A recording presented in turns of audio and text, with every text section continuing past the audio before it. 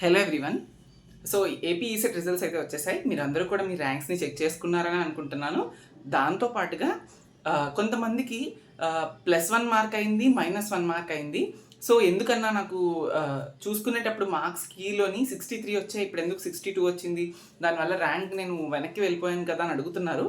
So ఇక్కడ matter ఏంటంటే, first మీరు చెక్ చేసుకున్నప్పుడు కీ అనేది ఫైనల్ కీ కాదు, అందులో కూడా కొన్ని చేంజెస్ ఉంటాయి. మనకు తెలుసు మ్యాథ్స్ అండ్ ఫిజిక్స్ కెమిస్ట్రీలో అండ్ మీ కోర్లో కొన్ని అబ్జెక్షన్స్ రైజ్ అయ్యాయి.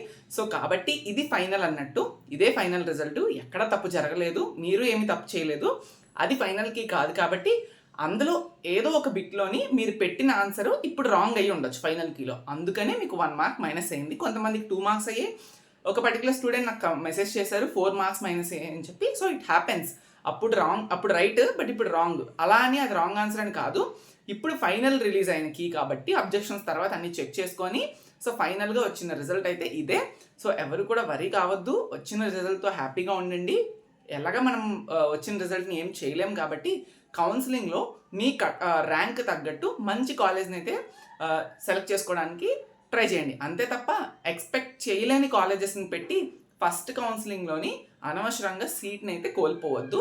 My sincere request and guidance. Okay, thank you so much.